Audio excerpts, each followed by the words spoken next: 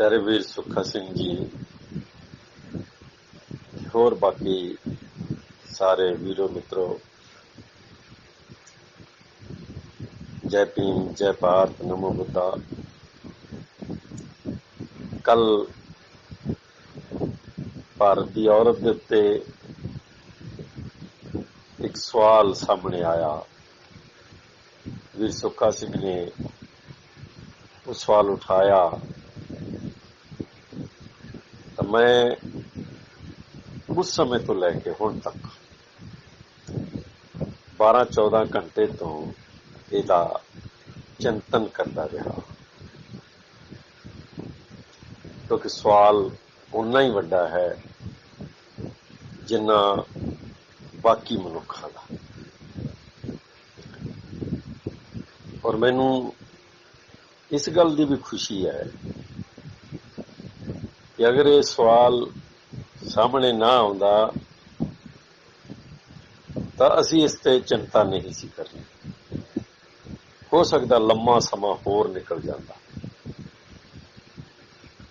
ये सवाल उठ्या तद चिंता शुरू हुई, तद उसका चिंतन शुरू होया, तद उस बारे मनुखा ने, साडे वीरां ने जानना शुरू किया, कुछ कहना शुरू किया। जिन्ने एक साडे भरा बोले, उन्होंने अलग अलग दृष्टि तो कई गल्लां कहियां, जिन्होंने सुनने तो बाद मैनू इस तरह लग्या कि मसला बेशक वो ठीक उठा रहे हैं, परंतु सही दिशा च अजे ले जाना है, क्योंकि ये छोटा मसला नहीं है, लंबा मसला है। ये भारत के अद्धे समाज का मसला है। इस करके इनू छोटिया छोटिया गल्लां च असी सही रूप च पेश नहीं कर सकते। मैं 14-12 घंटे तो ये चिंतन कर रहा हाँ, एक एक तंद नूं जोड़दा रहा, सुनदा भी रहा, पढ़दा भी रहा, तंदां नूं जोड़दा भी रहा। और जिन्ना इतिहास मैं पिछले 30-35-40 साल पढ़िया है और जो मेरे खजाने च है, उन्होंने उथों उठा के सामने लिया के रख के उहदे ते मंथन किया।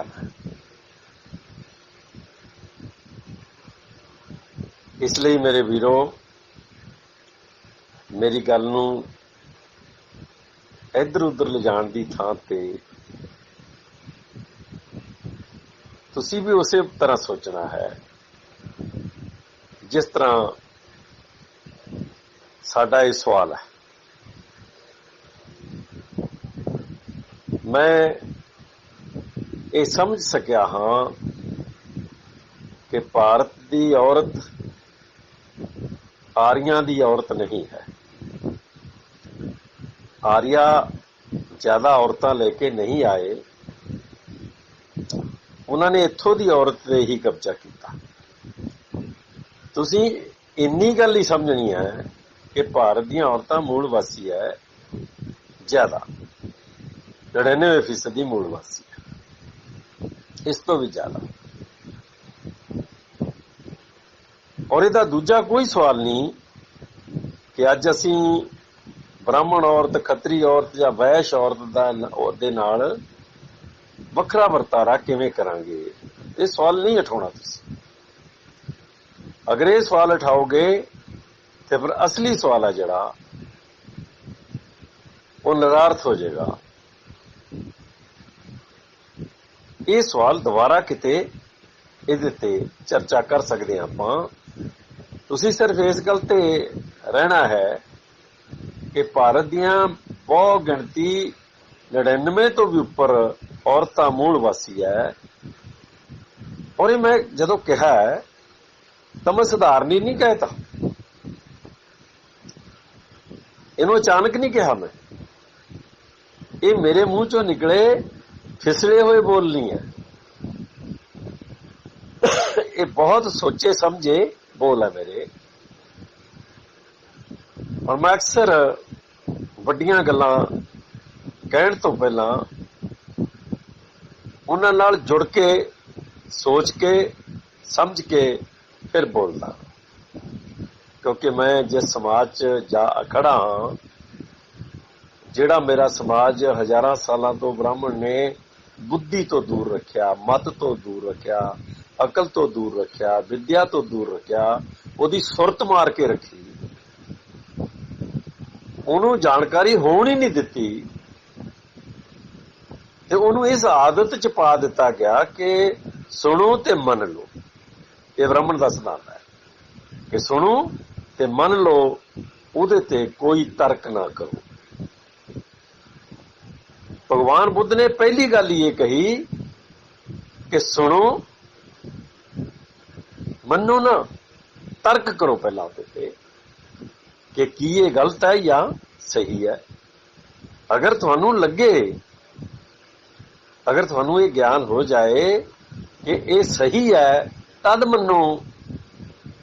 उन्हें कहा कि जे बुद्ध ने कहा, जे बुद्ध ने लिखा है तद भी ना मनो।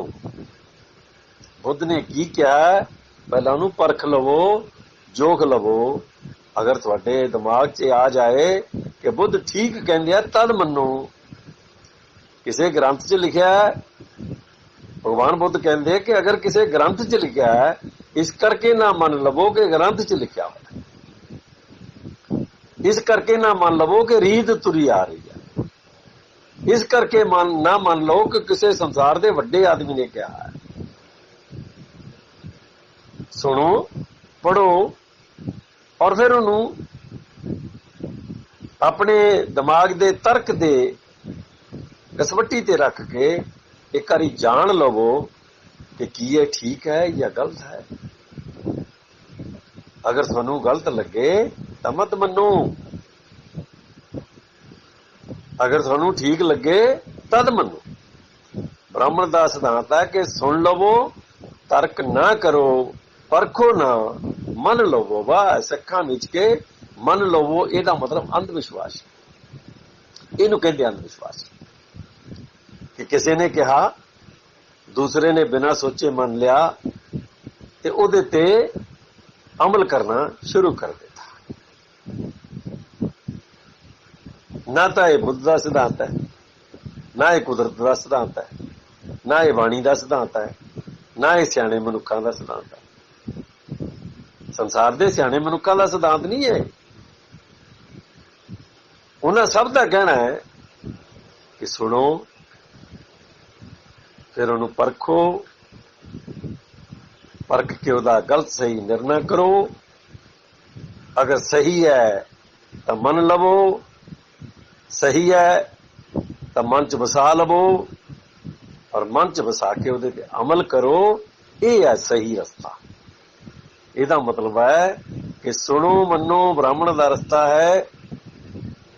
सुनो ते परख करो, सही गलत का निर्णय करो। ये बुद्ध का ते बाणी का रास्ता है, सियाने मनुखों का रास्ता है और ये कुदरत दे सिद्धांत का रास्ता है। ये सच का रास्ता है। मैं तुहानू कहा सी ना कि जपजी साहब दे लिखा है कि तिथे घड़ी है सुरत मत मन बुद्ध। इसका मतलब की है कि जिथे जाके मनुख अपनी सुरत तो, अपनी मत तो, अपनी बुद्धि तो, अपनी अकल तो कम लेना शुरू कर दिंदा है, उत्थे सचखंड शुरू हो जाता है। हुण वीरो मसला आ गया कि भारत दीआं बहुतियां औरतां मूल वासी औरतां, ये सारे संसार दे हमलियां दा सिद्धांत है कि हमलावर कदे अपने नाल अपनियां औरतां लेके नहीं जाते। दूसरा सिद्धांत है कि हार जान मर जान तक कहानी खत्म हो जाती है। जित जान तो दूसरा सिद्धांत यह है कि वह इत्थों के हालातां ते कब्जा करन तो बाद कुछ अपनियां औरतां नूं लैके आउंदे आ, अपने बच्चों नूं लैके आउंदे आ, निश्चित ही आउंदे। पर वड्डी गल जो वापरदी है वो की हुंदी है कि वो सथानक औरतां दे विचों चुन के अपने घर च उन्हां नूं वसा लैंदे आ। ये आम वरतारा है। रिगवेद दे विच जाना पएगा सानूं। अगर तुसीं रिगवेद नूं पूरी तरह नहीं जानते तो तुसीं असली कहानी नूं हुण तक दी नूं नहीं समझ सकते। भारत दे ब्राह्मणी प्रबंध दीआं जड़ां रिगवेद च है। रिगवेद दे विच दो जरनैल है ब्राह्मणां दे, एक इंद्र और दूसरा विष्णु। ये दोने भरा है, ये दोने भरा है। जिन्नी तबाही कीती इंद्र ते विष्णु ने कीती, रिगवेद उस तबाही दा प्रमाण है कि उन्होंने किवें इस देश दे मूल वासियां नूं, उन्हां दे किलियां नूं, उन्हां दे जिहड़े शहर सी उन्हां नूं किवें पिंडां नूं तबाह कीता, किवें अग्गां लाईयां और किवें लोकां नूं मारिया। ये रिगवेद दे विच सब तो बड़ा सबूत है। इहदा लखां लखां लोग कतल कीते इन्हां दो आदमियां ने। पर मैं तुहाडे सामने सवाल रखदा कि की ये दो बंदे जिहड़े मुट्ठी भर लोक लैके आए ये आसानी नाल कर सके सारा कुछ? नहीं। रिगवेद दे विच ही जवाब है इसदा कि भारत दे 10 क्षेत्री राजे, एक क्षत्री शब्द नहीं है, असल विच एक क्षेत्री शब्द है। क्षेत्री दा मतलब खेतर दे रहन वाले लोग। ਇਹਦਾ मतलब भारत दे मूल वासी राजे 10 जिन्हां दा बकायदा तौर ते उत्थे वर्णन किया होया, वो 10 दे 10 इंद्र नाल रले, विष्णु नाल रले। जिवें प्रहलाद अपने बाप नूं मराउण वास्ते विष्णु नाल रल गया, इसे तरह बिल्कुल इसे तरह 10 राजे विदेशी आरियां नाल रले और 10 क्षेत्री राजे ही नहीं रले, बहुत सारे पणी ते बणी, जिन्हां नूं बाणीए कहने तुसीं, इन्हां दा रिगवेद दे विच ना पणी ते बणी है। ये धनवान लोग सी भारत दे, ये दौलतमंद लोग सी सारे भारत दे। ये वड्डी गिणती दे विच विष्णु ते इंद्र नाल रले, गद्दार लोग है सारे भारत दे। इन्हां दी गद्दारी इस हद तक गई कि इन्हां ने भारत नूं गुलाम बनाता। और रिगवेद विच लिखिया आया है कि आर्या यज्ञी है, भारत दे मूल वासी यज्ञी नहीं है, होम यज्ञ नहीं करते। और जदों ही 10 राजियां ने और पणियां बणियां ने आर्यां दा साथ दिता तां इंद्र ने ते विष्णु ने इन्हां दोहां नूं यज्ञ दे विच बहण दा अधिकार दिता। ये लिखिया होया रिगवेद च लिखिया कि इन्हां नूं जदों अधिकार मिलिया, उस तो बाद उन्हां दा राशन पानी, उन्हां दीआं जरूरतां पूरियां करन वास्ते ये सारे गद्दार आरियां नाल मिल गए। और उस समय आरियां नूं भारत दीआं औरतां भी मुहैया कीतियां गईयां। ये बड़ी आसान है गल समझनी। भगवत पुराण ते गीता का जिक्र है कि कृष्ण कोल 16,008 गोपियां सी। गोपियां औरतां हुंदियां, बंदे नहीं हुंदे भाई। गोपियां का मतलब औरतां है। ये उपरों नहीं आईयां, ये सुरग चों नहीं आईयां, ये ब्रह्मापुरी चों नहीं आईयां, इंद्रपुरी चों नहीं आईयां। इसे देश दियां औरतां सी। ਪੰਜਾਬ ਦਾ ਇੱਕ ਐਸਾ ਰਾਜਾ ਹੋਇਆ ਜਿਹਨੂੰ ਪੰਜਾਬ ਦੇ ਕਿਸਾਨ ਆਪਣੀਆਂ ਲੜਕੀਆਂ ਭੇਟ ਕਰਦੇ ਸੀ ਤੇ ਉਹ ਤੋਂ ਜ਼ਮੀਨ ਲੈਂਦੇ ਸੀ। ਇਸੇ ਤਰ੍ਹਾਂ ਵੱਡੇ ਵੱਡੇ ਬਾਦਸ਼ਾਹ ਆਪਣੇ ਹਰਮਾਂ ਦੇ ਵਿੱਚ ਸੈਂਕੜੇ ਹਜ਼ਾਰਾਂ ਔਰਤਾਂ ਰੱਖਿਆ ਕਰਦੇ ਸੀ। ਇਹ ਸਹਿਜ ਵਰਤਾਰਾ ਹੈ, ਇਹ ਕੋਈ ਅਲੋਕਾਰ ਵਰਤਾਰਾ ਨਹੀਂ ਹੈ। ਸਹਿਜ ਵਰਤਾਰਾ ਹੈ ਸਮਾਜ ਦਾ ਕਿ ਜੇਤੂ ਹਮੇਸ਼ਾ ਇਹੀ ਕੁਛ ਕਰਦੇ ਆਏ ਆ। ਉਹ ਜ਼ਮੀਨਾਂ ਨੱਪ ਲੈਂਦੇ ਆ, ਉਹ ਪਸ਼ੂ ਨੱਪ ਲੈਂਦੇ ਆ, ਉਹ ਦੌਲਤ ਨੱਪ ਲੈਂਦੇ ਆ, ਉਹ ਦਰਿਆ ਨੱਪ ਲੈਂਦੇ ਆ, ਉਹ ਪਾਣੀ ਨੱਪ ਲੈਂਦੇ ਆ, ਉਹ ਫਸਲਾਂ ਨੱਪ ਲੈਂਦੇ ਆ, ਔਰ ਉਹ ਉਸ ਥਾਂ ਦੀਆਂ ਔਰਤਾਂ ਨੂੰ ਵੀ ਆਪਣੇ ਕਬਜ਼ੇ 'ਚ ਲੈ ਲੈਂਦੇ ਆ। ਤਾਂ ਮਿੱਤਰੋ, ਇਹ ਗੱਲ ਧਿਆਨ 'ਚ ਰੱਖ ਕੇ ਚੱਲਣਾ ਹੈ, ਇਸ ਗੱਲ ਨੂੰ ਧਿਆਨ 'ਚ ਰੱਖ ਕੇ ਅੱਗੇ ਵਧਣਾ ਹੈ। ਰਿਗਵੇਦ ਵਰਣ ਦੀ ਰਚਨਾ ਕਰਦਾ ਹੈ ਔਰ ਬ੍ਰਾਹਮਣ ਦਾ ਰਚਨਕਾਰ ਬ੍ਰਹਮਾ ਹੈ। ਬ੍ਰਹਮਾ ਰਚਨਾ ਕਰਦਾ ਹੈ ਸਿਰ ਤੋਂ, ਬਾਹਾਂ ਤੋਂ, ਲੱਤਾਂ ਤੋਂ ਤੇ ਪੈਰਾਂ ਤੋਂ ਮਨੁੱਖਾਂ ਦੀ ਬੰਦਿਆਂ ਦੀ। ਬ੍ਰਹਮਾ ਔਰਤ ਦੀ ਰਚਨਾ ਹੀ ਨਹੀਂ ਕਰਦਾ। ਇਹ ਪਹਿਲਾ ਸਵਾਲ ਹੈ ਜੋ ਸਾਬਤ ਕਰਦਾ ਹੈ ਕਿ ਆਰੀਆਂ ਦੀਆਂ ਔਰਤਾਂ ਅਜੇ ਨਹੀਂ ਸੀ ਆਈਆਂ। ਆਰੀਅਨ ਆਪਣੀਆਂ ਔਰਤਾਂ ਨੂੰ ਅਜੇ ਲੈ ਕੇ ਨਹੀਂ ਸੀ ਆਏ। ਇਹਦਾ ਮਤਲਬ ਇਹ ਹੈ, ਔਰ ਇੱਥੋਂ ਦੀਆਂ ਗੁਲਾਮ ਔਰਤਾਂ ਨੂੰ ਆਰੀਆ ਪਹਿਲਾਂ ਹੀ ਮਨਫੀ ਕਰ ਦਿੰਦੇ ਆ, ਮਾਈਨਸ ਕਰ ਦਿੰਦੇ ਆ, ਜ਼ਿੰਦਗੀ ਦੇ ਖੇਤਰ ਚੋਂ ਹੀ ਬਾਹਰ ਕੱਢ ਦਿੰਦੇ ਆ, ਉਹਦੀ ਰਚਨਾ ਚੋਂ ਹੀ ਬਾਹਰ ਕੱਢ ਦਿੰਦੇ ਆ। ਹਾਲਾਂਕਿ ਬ੍ਰਹਮਾ ਦੀ ਆਪਣੀ ਔਰਤ ਬਾਅਦ ਚ ਸਾਬਤ ਹੁੰਦੀ ਹੈ, ਮਹੇਸ਼ ਦੀ ਔਰਤ ਪਾਰਬਤੀ ਸਾਬਤ ਹੁੰਦੀ ਹੈ, ਹੋਰ ਵੀ ਨਾਂ ਉਹਦੇ। ਵਿਸ਼ਨੂੰ ਦੀ ਔਰਤ ਲక్ష్ਮੀ ਸਾਬਤ ਹੁੰਦੀ ਹੈ, ਬ੍ਰਹਮਾ ਦੀ ਵੀ ਔਰਤ ਸਾਬਤ ਹੁੰਦੀ ਹੈ। ਤਾਂ ਅਸੀਂ ਇਹ ਕਹਿ ਸਕਦੇ ਹਾਂ ਕਿ ਕੁਝ ਔਰਤਾਂ ਆਰੀਆਂ ਦੀਆਂ ਨਾਲ ਆਈਆਂ ਹੋਣਗੀਆਂ, ਨਿਸ਼ਚਿਤ ਹੀ ਆਈਆਂ ਹੋਣਗੀਆਂ, ਔਰ ਰਾਜੇ ਤੇ ਵੱਡੇ ਸਿਪਾਹ ਸਲਾਰ ਆਪਣੇ ਨਾਲ ਜ਼ਰੂਰਤ ਅਨੁਸਾਰ ਔਰਤਾਂ ਲੈ ਕੇ ਆਉਂਦੇ ਰਹੇ ਆ, ਆਉਂਦੇ ਰਹਿਣਗੇ।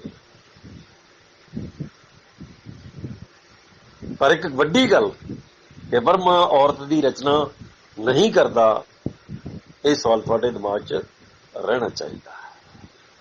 ਪਹਿਲਾ ਪ੍ਰਸ਼ਨ ਹੈ ਜਿਹੜਾ ਤੁਹਾਡੇ ਦਿਮਾਗ 'ਚ ਰਹਿਣਾ ਚਾਹੀਦਾ ਹੈ ਕਿ ਬ੍ਰਹਮਾ ਨੇ ਔਰਤ ਦੀ ਰਚਨਾ ਨਹੀਂ ਕੀਤੀ। ਕਿਉਂ ਨਹੀਂ ਕੀਤੀ? ਇਹਦਾ ਸ਼ਾਇਦ ਅਸੀਂ ਅੱਗੇ ਹੱਲ ਜਾਂ ਇਸ ਪ੍ਰਸ਼ਨ ਨੂੰ ਸਮਝ ਸਕੀਏ। ਅਸੀਂ ਤੀਜੀ ਕਲਿੱਪ ਵਿੱਚ ਆ ਗਏ ਹਾਂ। ਮੈਂ ਦੇਖਿਆ, ਮੈਂ ਪੜ੍ਹਿਆ, ਰਿਗਵੇਦ ਤੋਂ ਬਾਅਦ ਭਗਵਾਨ ਬੁੱਧ ਤੱਕ 4 ਵਰਣ ਕੰਮ ਕਰਦੇ ਆ, ਬ੍ਰਾਹਮਣ, ਛਤਰੀ, ਵੈਸ਼ ਤੇ ਸ਼ੂਦਰ। ਔਰ ਇਸ ਸਾਰੇ ਪੀਰੀਅਡ ਦੇ ਵਿੱਚ, ਸਾਰੇ ਕਾਲ ਦੇ ਵਿੱਚ ਨਾ ਬ੍ਰਾਹਮਣ ਔਰਤਾਂ ਦਾ ਜ਼ਿਕਰ ਹੁੰਦਾ ਹੈ, ਨਾ ਕਸ਼ਤਰੀ ਔਰਤਾਂ ਦਾ ਜ਼ਿਕਰ ਹੁੰਦਾ ਹੈ, ਨਾ ਵੈਸ਼ ਔਰਤਾਂ ਦਾ ਜ਼ਿਕਰ ਹੁੰਦਾ ਹੈ, ਔਰ ਨਾ ਸ਼ੂਦਰ ਔਰਤਾਂ ਦਾ ਜ਼ਿਕਰ ਹੁੰਦਾ ਹੈ। ਇਹਦਾ ਮਤਲਬ ਔਰਤ ਦੇ 4 ਵਰਨ ਹੈ ਹੀ ਨਹੀਂ, 4 ਵਰਨ ਹੈ ਨਹੀਂ। ਹਾਲਾਂਕਿ ਬ੍ਰਾਹਮਣ ਨੇ ਵੀ ਔਰਤਾਂ ਰੱਖੀਆਂ, ਕਸ਼ਤਰੀ ਨੇ ਵੀ ਔਰਤਾਂ ਰੱਖੀਆਂ, ਵੈਸ਼ ਨੇ ਵੀ ਔਰਤਾਂ ਰੱਖੀਆਂ, ਸ਼ੂਦਰਾਂ ਦੀਆਂ ਔਰਤਾਂ ਤਾਂ ਸੀ। ਔਰ ਔਰਤ ਹਮੇਸ਼ਾ ਹੁੰਦੀ ਹੈ, ਔਰਤ ਤੋਂ ਬਿਨਾਂ ਸੰਸਾਰ ਦੀ ਰਚਨਾ ਹੀ ਕੋਈ ਨਹੀਂ। ਸਾਰਿਆਂ ਦੀਆਂ ਔਰਤਾਂ ਹੈ, ਪਰ ਉਹਨਾਂ ਦਾ ਕੋਈ ਵਰਣ ਸਿਸਟਮ ਨਹੀਂ ਹੈ, ਉਹ ਸਿਰਫ ਔਰਤ ਹੈ। ਭਗਵਾਨ ਬੁੱਧ ਤੱਕ ਵਰਨ ਦੇ ਅਨੁਸਾਰ ਔਰਤਾਂ ਹੇਠਾਂ ਉੱਤੇ ਸੀ, ਪਰ ਉਹ ਸਭ ਔਰਤਾਂ ਸੀ। ਜਦੋਂ ਵਰਤਾਰਾ ਕਰਦੀਆਂ ਸੀ ਤਾਂ ਹੇਠ ਉੱਤੇ ਹੋ ਜਾਂਦੀਆਂ ਸੀ, ਵਰਨਾ ਉਹਨਾਂ ਦਾ ਵਿਸ਼ੇਸ਼ ਰੂਪ 'ਚ ਕੋਈ ਵਰਣਨ ਨਹੀਂ ਸੀ। ਔਰ ਇੱਕ ਹੋਰ ਗੱਲ ਯਾਦ ਰੱਖਣੀ ਕਿ ਭਗਵਾਨ ਬੁੱਧ ਤੱਕ ਵਰਨ ਪ੍ਰਬੰਧ ਦੇ ਵਿੱਚ ਸ਼ੂਦਰ ਲੋਕ ਬ੍ਰਾਹਮਣ ਦੇ, ਛਤਰੀ ਦੇ ਔਰ ਵੈਸ਼ ਦੇ ਕਰੀਬ ਜਾ ਸਕਦੇ ਸੀ, ਕਿਉਂਕਿ ਉਸ ਵੇਲੇ ਜਾਤ ਨਹੀਂ ਸੀ, ਛੂਆ-ਛਾਤ ਨਹੀਂ ਸੀ, ਵਰਨ ਸੀ। ਔਰ ਵਰਨ ਦੇ ਵਿੱਚ ਸ਼ੂਦਰ ਸੇਵਾਦਾਰ ਸੀ, ਕੁੱਤੇ ਦੇ ਬਰਾਬਰ ਸੀ, ਔਰ ਉਹ ਸੇਵਾ ਕਰ ਸਕਦਾ ਸੀ। ਸੇਵਾ ਕਰਨ ਵਾਸਤੇ ਉਹਦੇ ਤੇ ਕੋਈ ਬੰਧਨ ਨਹੀਂ ਸੀ। ਮਾਲਕੀ ਕਰਨ ਵਾਸਤੇ ਬੰਧਨ ਸੀ ਸਾਰੇ, ਪਰ ਸੇਵਾ ਕਰਨ ਵਾਸਤੇ ਉਹਦਾ ਕੋਈ ਬੰਧਨ ਨਹੀਂ ਸੀ। ਔਰ ਜੋ ਬਚਿਆ ਖੁਚਿਆ ਬ੍ਰਾਹਮਣ ਦਾ, ਛਤਰੀ ਦਾ ਜਾਂ ਆਪਣੇ ਦਾ ਵੈਸ਼ ਦਾ, ਉਹ ਉਹਨਾਂ ਨੂੰ ਮਿਲ ਜਾਂਦਾ ਸੀ। ਜਾਣੀ ਜੋ ਮਿਲਦਾ ਸੀ ਉਹ ਬ੍ਰਾਹਮਣਾਂ ਤੇ ਰਹਿਮ ਤੇ ਮਿਲਦਾ ਸੀ। ਇਹ ਗੱਲ ਯਾਦ ਰੱਖਣੀ ਹੈ।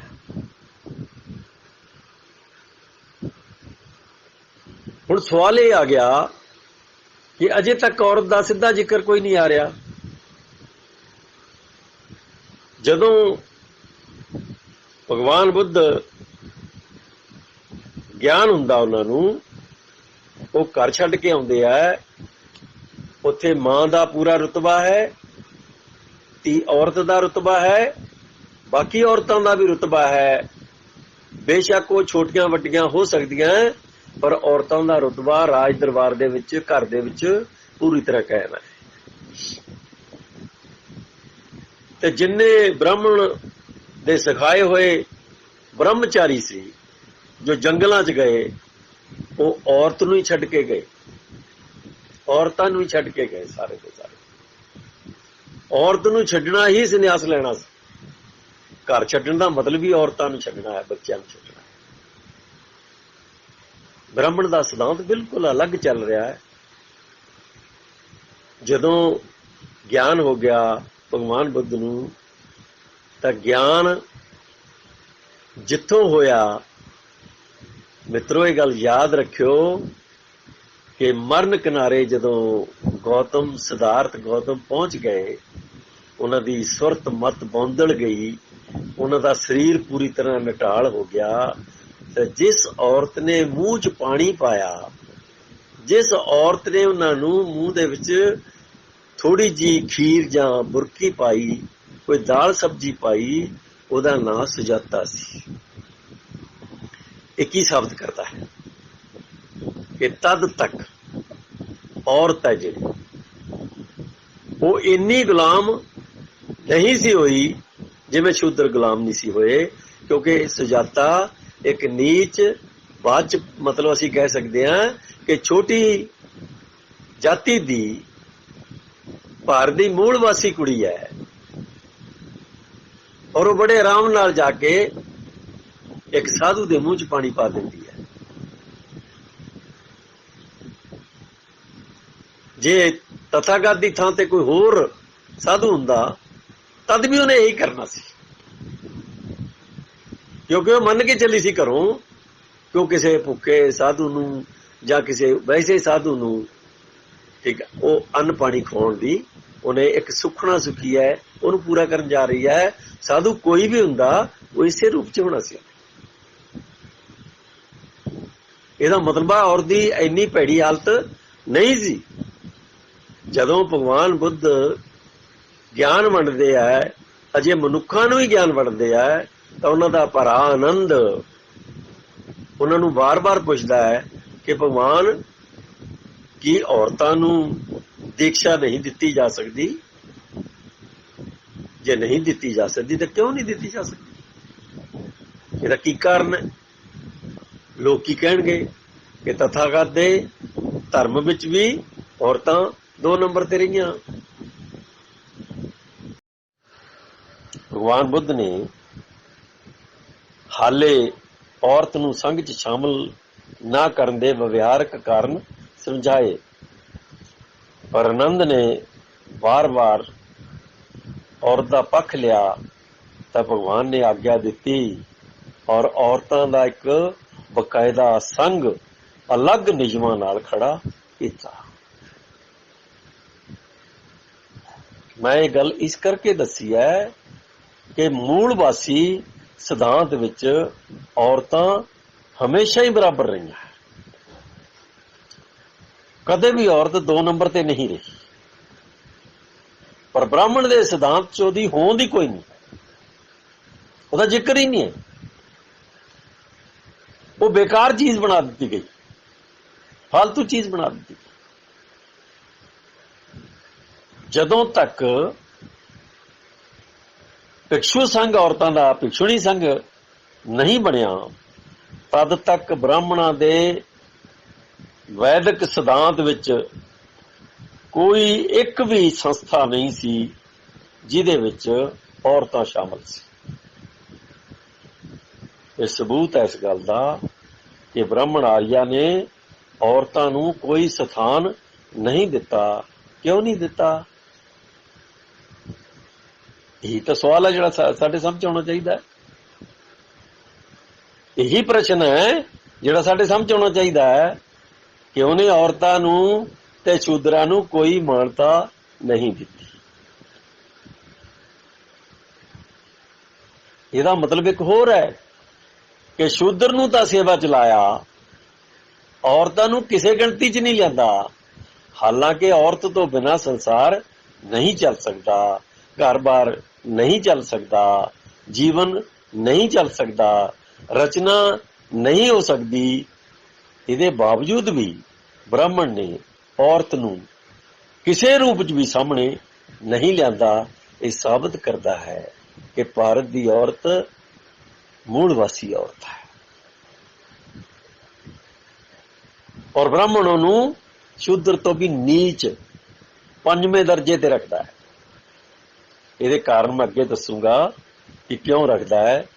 ਤਾਂ ਹੁਣ ਇਹ ਸਮਝ ਆ ਜਾਣਾ ਚਾਹੀਦਾ ਹੈ ਕਿ ਜਿਹੜੀ ਸ਼ਰਮਣ ਸੰਸਕ੍ਰਿਤੀ ਹੈ ਮੂਲ ਵਾਸੀਆਂ ਦੀ, ਉਹਦੇ 'ਚ ਔਰਤ ਦਾ ਜਿਹੜਾ ਰੁਤਬਾ ਹੈ ਉਹ ਬਰਾਬਰ ਦਾ ਰੁਤਬਾ ਹੈ, ਔਰ ਬ੍ਰਾਹਮਣ ਦੇ ਅਸ਼ਰਮਣ ਸਿਧਾਂਤ ਵਿੱਚ, ਵੈਦਿਕ ਸਿਧਾਂਤ ਵਿੱਚ ਔਰਤ ਦਾ ਕੋਈ ਰੁਤਬਾ ਨਹੀਂ ਹੈ। ਫਿਰ ਉਸ ਤੋਂ ਬਾਅਦ ਮੌਰੀਆ ਵੰਸ਼ ਪੈਦਾ ਹੁੰਦਾ ਹੈ। ਮੌਰੀਆ ਵੰਸ਼ ਸੰਸਾਰ ਦੇ ਅੱਧੇ ਤੀਜੇ ਹਿੱਸੇ ਤੇ ਰਾਜ ਕਰਦਾ ਹੈ ਔਰ ਉਸ ਰਾਜ ਨੂੰ ਇੱਕ ਸ਼ੁੰਗ ਵੰਸ਼ ਨਾਂ ਦਾ ਬ੍ਰਾਹਮਣ ਕਤਲ ਕਰ ਦਿੰਦਾ ਹੈ, ਗੱਦੀ ਖੁਦ ਸੰਭਾਲ ਲੈਂਦਾ ਹੈ। ਤੇ ਫਿਰ ਕਸ਼ੇਤਰੀ, ਪਣੀ, ਬ੍ਰਾਹਮਣ ਤੇ ਸ਼ੂਦਰ, ਜਿਨ੍ਹਾਂ ਨੂੰ ਬ੍ਰਾਹਮਣ ਦੀ ਗੱਲ ਦੀ ਆਦਤ ਪੈ ਚੁੱਕੀ ਸੀ, 1000 ਸਾਲ ਤੋਂ ਜਿਹੜੇ ਅਜੇ ਬ੍ਰਾਹਮਣ ਦੀ ਹੋਈ ਮੰਨਣ ਨੂੰ ਖੜੇ ਸੀ, ਉਹਨਾਂ ਨੇ ਬੁੱਧ ਦੇ ਧਰਮ ਤੇ ਹਮਲਾ ਕੀਤਾ। ਪਰ ਇਹਦੇ ਨਾਲ ਵੱਡੀ ਗੱਲ ਕੀ ਹੋਈ ਕਿ ਉਹ ਬ੍ਰਾਹਮਣ ਨੇ ਇਹ ਸਮਝਿਆ ਕਿਉਂਕਿ ਸ਼ੂਦਰ ਨੂੰ ਤੋੜਿਆ ਨਹੀਂ ਗਿਆ। ਬ੍ਰਾਹਮਣ, ਛਤਰੀ, ਵੈਸ਼ ਟੁੱਟੇ ਤਿੰਨੇ ਅਲੱਗ-ਅਲੱਗ ਕਿੱਤਿਆਂ ਦੇ ਆਧਾਰ ਤੇ, ਸ਼ੂਦਰ ਨਹੀਂ ਟੁੱਟਿਆ। ਬੁੱਧ ਨੇ ਸ਼ੂਦਰ ਨੂੰ ਇੱਕ ਜਗ੍ਹਾ ਤੇ, ਇੱਕ ਸਾਈਡ ਤੇ ਇਕੱਠੇ ਕਰ ਲਿਆ। ਜਿਉਂ ਹੀ ਸ਼ੂਦਰ ਇਕੱਠੇ ਹੋਏ, ਕਿਉਂਕਿ ਉਹਨਾਂ ਵਿਚਕਾਰ ਕੋਈ ਭੰਨ ਤੋੜ ਨਹੀਂ ਸੀ, ਉਹ ਸਿਰਫ ਸੇਵਕ ਸੀ, ਗੁਲਾਮ ਸੀ, ਦਾਸ ਸੀ। ਇਸ ਕਰਕੇ ਉਹ ਇਕੱਠੇ ਹੋਏ। ਇਕੱਠੇ ਹੋ ਕੇ ਉਹਨਾਂ ਨੇ ਬ੍ਰਾਹਮਣ ਦਾ ਰਾਜ ਪਲਟਾ ਕਰ ਦਿੱਤਾ ਔਰ ਉਹਦੇ ਤੇ ਦੁਬਾਰਾ ਭਾਰਤ ਤੇ ਕਬਜ਼ਾ ਕਰ ਲਿਆ। ਮੌਰੀਆ ਵੰਸ਼ ਪਹਿਲਾ ਵੰਸ਼ ਹੈ ਜਿਹਨੇ ਮੂਲਵਾਸੀ ਭਾਰਤ ਤੇ ਪਹਿਲੀ ਵਾਰ ਫਿਰ ਦੁਬਾਰਾ ਕਬਜ਼ਾ ਕੀਤਾ ਔਰ ਬ੍ਰਾਹਮਣ ਨੂੰ ਪਿੱਛੇ ਤੱਕ ਦਿੱਤਾ। ਬ੍ਰਾਹਮਣ ਨੇ ਸਮਝਿਆ, ਜਿਉਂ ਹੀ ਉਹ ਗੱਦੀ ਤੇ ਬੈਠਿਆ ਬ੍ਰਹਦਰਥ ਨੂੰ ਮਾਰ ਕੇ, ਤਾਂ ਬ੍ਰਾਹਮਣ ਨੇ ਸਮਝਿਆ ਕਿ ਅਗਰ ਔਰਤ ਨਾ ਆਦਮੀ, ਸ਼ੂਦਰ ਜੁੜ ਕੇ ਰਿਹਾ, ਇਹ ਸਾਨੂੰ ਕਦੇ ਵੀ ਇੱਥੇ ਸਥਾਪਿਤ ਨਹੀਂ ਹੋਣ ਦੇਗਾ।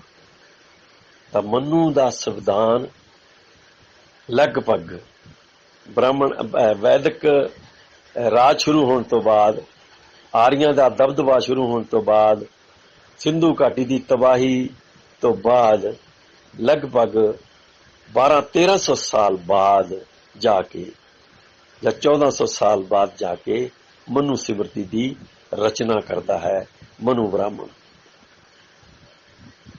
और मनु का गुरु है पतंजलि। पतंजलि ब्राह्मण मनु का गुरु है और ਇਹਦਾ ਆਪਣੇ ਦਾ पुष्पामित्र का गुरु है। तो इन्होंने सोचा कि शूद्र जुड़ के नहीं रहना चाहिए, तो मनु सिमरती सारी दी सारी शूद्रां नूं तोड़न ते गुलाम बना के रखण ते एक नवा कानून जिहड़ा है जिन्हों डंडे ना तलवार ना लागू किया गया, विचार ना लागू किया गया, उन्होंने मनु सिमरती कहते हैं। दुनिया की सब तो घटिया किताब जिहड़ी गुलामी की सिरजना करती है और जिहड़ी भारत के मूल वासियों नूं हजारां साल तो गुलाम बना के रख रही है, उसका नाम मनु सिमरती है। क्योंकि असीं मनु सिमरती नूं घिरना नहीं की, इस करके असीं अज तक उहदे थल्लों नहीं निकल सके। मनु सिमरती नूं घिरना करना बहुत जरूरी सी। जिन्नी घिरना आर्यां ने भारत के मूल वासियों नूं कीती है, उदों 100 गुणा घिरना सानूं मनु सिमरती नाल करनी चाहिदी सी, जो नहीं कीती। असीं भुल गए, दिमाग चों कढ़ती सी।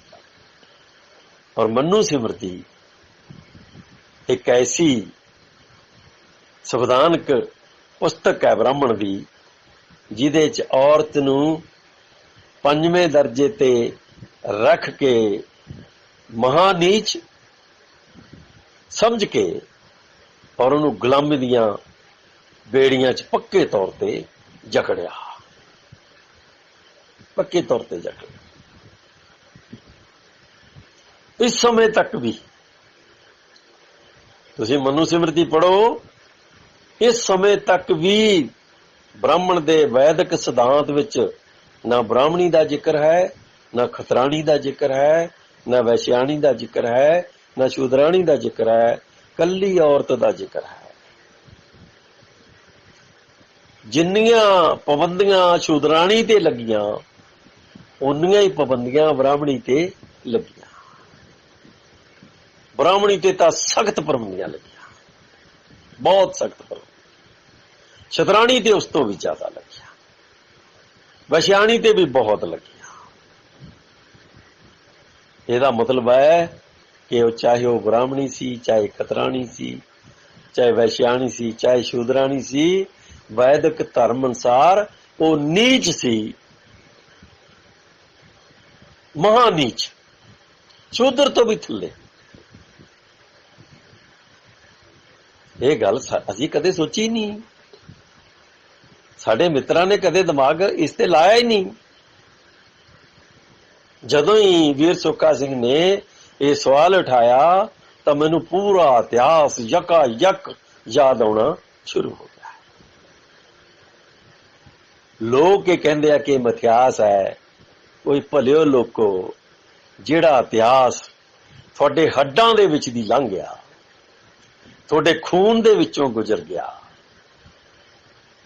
जिन्हें तुहाडा खून पानी बनाता, जिन्हें थोड़ी बुद्धि भ्रष्ट करती, जिन्हें थानू कुत्ते बिल्ले बनाता, इहदे बावजूद भी असीं तुसीं नहीं उठे तां तुसीं उहनूं मिथ्यास कहंदे हो, तां तुसीं अजे बहुत कुछ सीखना है, अपनी बुद्धि नूं बदलना है। तुसीं मैं नहीं कहना चाहुंदा असीं बुद्धू हो गए, बुद्ध नहीं रहे। सानू बुद्ध होना चाहिदा सी, बुद्धू नहीं सी बनना चाहिए। तो मैं मनु सिमरती तक ये साबित कर रहा हाँ कि अजे तक भी वखरा वखरा ब्राह्मणी का, खतराणी का, बनियाणी का या शूद्राणी का बहुता जिक्र नहीं आता। बेशक वो लाइन च हेठ उत्ते खड़ियां है, ये बावजूद भी जदों वह औरत का जिक्र आता है तो औरत सारी दी सारी औरतों विच शामिल है। और इहदा जिक्र बाकी दा सारा जिक्र मैं अगले क्लिप च करूंगा, जो चौथा क्लिप है मित्रों। हाँ वीरो, 5वां क्लिप मैं मनु सिमरती ते आ गया हाँ। मनु सिमरती का विधान हुण ये कहता है, देखो तुसीं ਅਸੀਂ ਬੁੱਧ ਤੋਂ ਬੁੱਧੂ ਕਿਵੇਂ ਹੋਏ? ਕਿਉਂਕਿ ਅੱਜ ਤੱਕ ਅਸੀਂ ਆਪਣੀ ਮਾਂ, ਭੈਣ, ਦਾਦੀ, ਚਾਚੀ, ਭੂਆ, ਧੀ, ਭਾਬੀ, ਮਾਮੀ, ਮਾਸੀ ਦਾ ਜ਼ਿਕਰ ਨਹੀਂ ਕਰ ਸਕੇ, ਸਮਝ ਹੀ ਨਹੀਂ ਸਕਿਆ, ਦਿਮਾਗ ਹੀ ਨਹੀਂ ਮਾਰਿਆ ਉਹਦੇ।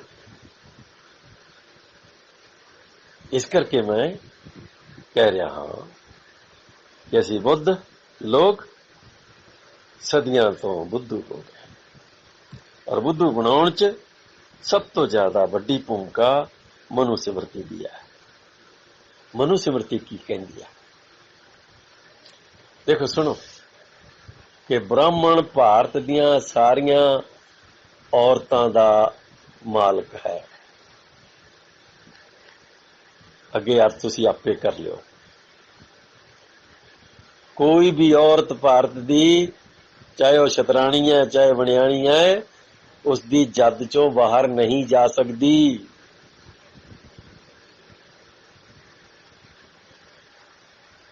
ਨੰਬਰ 2, ਛਤਰੀ ਬ੍ਰਾਹਮਣ ਦੀ ਔਰਤ ਨੂੰ ਉਂਗਲ ਨਹੀਂ ਲਾ ਸਕਦਾ, ਪਰ ਸ਼ਤਰਾਣੀ ਤੇ ਥੱਲੇ ਵਾਲੀਆਂ ਸਾਰੀਆਂ ਔਰਤਾਂ ਛਤਰੀ ਦੀਆਂ ਔਰਤਾਂ ਹੈ। ਇਹਦਾ ਮਤਲਬ ਹੈ ਕਿ ਉਹਦੀ ਤਾਕਤ ਦੀਆਂ ਗੁਲਾਮ ਆ ਉਹ। ਬ੍ਰਾਹਮਣ ਦੀਆਂ ਗੁਲਾਮ ਸਾਰੀਆਂ ਔਰਤਾਂ,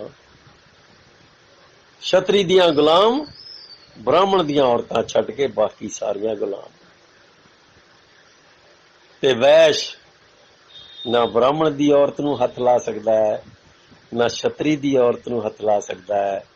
ਉਹਦੀ ਆਪਣੀ ਔਰਤ ਹੈ, ਚਾਹੇ ਉਹ ਕੋਈ ਵੀ ਹੈ, ਔਰ ਉਹ ਉਸ ਤੋਂ ਥੱਲੇ ਸ਼ੂਦਰਾਂ ਦੀਆਂ ਸਾਰੀਆਂ ਔਰਤਾਂ ਦਾ ਮਾਲਕ ਹੈ।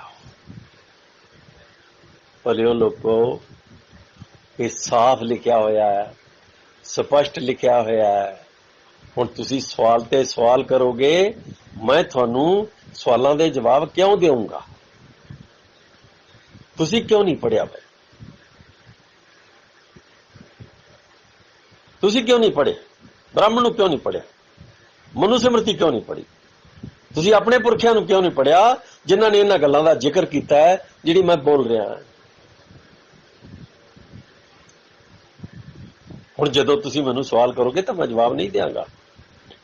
ਮੈਂ ਤੁਹਾਨੂੰ ਬੁਨਿਆਦੀ ਗੱਲ ਦੱਸ ਦਿਆਂਗਾ ਕਿ ਤੁਹਾਡਾ ਕੰਮ ਹੈ ਕਿ ਅੱਗੇ ਪੜ੍ਹੋ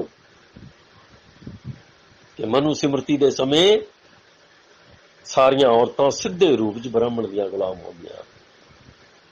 ਇਹਦਾ ਮਤਲਬ ਹੈ ਉਸ ਦੀ ਤਾਕਤ ਹੇਠ ਚਲੀਆਂ ਗਈਆਂ। ਮੈਂ ਮਾੜੇ ਸ਼ਬਦ ਨਹੀਂ ਬੋਲੂੰਗਾ, ਮੈਂ ਆਪਣੀ ਮਾਂ ਭੈਣ ਵਾਸਤੇ ਅਪਮਾਨਜਨਕ ਸ਼ਬਦ ਨਹੀਂ ਬੋਲੂੰਗਾ, ਮੈਂ ਆਪਣੀਆਂ ਧੀਆਂ ਵਾਸਤੇ ਅਪਮਾਨਜਨਕ ਸ਼ਬਦ ਨਹੀਂ ਬੋਲੂੰਗਾ। ਪਰ ਭਾਰਤ ਦੀ ਮੂਲ ਵਾਸੀ ਔਰਤ ਪੂਰੀ ਦੀ ਪੂਰੀ ਬ੍ਰਾਹਮਣ ਦੇ ਜੱਦ 'ਚ ਚਲੀ ਗਈ। ਛਤਰੀ ਨੂੰ ਬ੍ਰਾਹਮਣ ਦੀ ਔਰਤ ਛੱਡਣ ਦਾ ਹੁਕਮਨਾਮਾ ਹੁੰਦਾ ਹੈ, ਬਾਕੀ ਸਾਰੀਆਂ ਔਰਤਾਂ ਉਹਦੀ ਜੱਦ 'ਚ ਚਲੀਆਂ ਗਈਆਂ। ਇਹਦਾ ਮਤਲਬ ਦੋ ਮਾਲਕ ਹੋ ਗਏ ਉਹਦੇ। ਮੂਲ ਵਾਸੀ ਔਰਤ ਦੇ ਦੋ ਮਾਲਕ ਹੋ ਗਏ। ਛਤਰੀ ਦੀ ਔਰਤ ਨੂੰ ਵੈਸ਼ ਨਹੀਂ ਹੱਥ ਲਾ ਸਕਦਾ, ਬਾਕੀ ਸਾਰੀਆਂ ਔਰਤਾਂ ਉਹਦੀ ਜੱਦ ਚਲੀਆਂ ਗਈਆਂ। ਇਹਦਾ ਮਤਲਬ 3 ਮਾਲਕ ਹੋ ਗਏ। ਤੇ ਸ਼ੂਦਰ ਕੇਵਲ ਤੇ ਕੇਵਲ ਆਪਣੀ ਔਰਤ ਦਾ ਮਾਲਕ ਹੈ। ਸੋ ਵੀਰੋ, ਕਲਿੱਪ ਵਾਰ-ਵਾਰ ਕੱਟਣ ਕਰਕੇ ਮੈਂ ਆਪਣੀ ਗੱਲ ਪੂਰੀ ਨਹੀਂ ਕਰ ਰਿਹਾ। ਮੈਂ 6ਵਾਂ ਕਲਿੱਪ ਤੁਹਾਡੇ ਸਾਹਮਣੇ ਰੱਖ ਰਿਹਾ ਕਿ ਸ਼ੂਦਰ ਆਪਣੀ ਔਰਤ ਤੋਂ ਬਿਨਾਂ ਕਿਸੇ ਨੂੰ ਹੱਥ ਨਹੀਂ ਲਾ ਸਕਦਾ। ਇਹ ਮਨੂ ਸਿਮਰਤੀ ਦਾ ਕਾਲ ਪਹਿਲਾ ਕਾਲ ਹੈ ਜਦੋਂ ਇਹ ਕਿਹਾ ਗਿਆ ਕਿ ਬ੍ਰਾਹਮਣ ਦੀ ਔਰਤ ਨੂੰ ਜਾਂ ਛਤਰੀ ਦੀ ਔਰਤ ਨੂੰ, ਵੈਸ਼ ਦੀ ਔਰਤ ਨੂੰ ਦੇਖਣਾ, ਉਹਦੇ ਵੱਲ ਬੁਰਾ ਝਾਕਣਾ ਜਾਂ ਕੋਈ ਬੁਰਾ ਕਰਨਾ ਇੱਕ ਮਹਾ ਪਾਪ ਹੈ।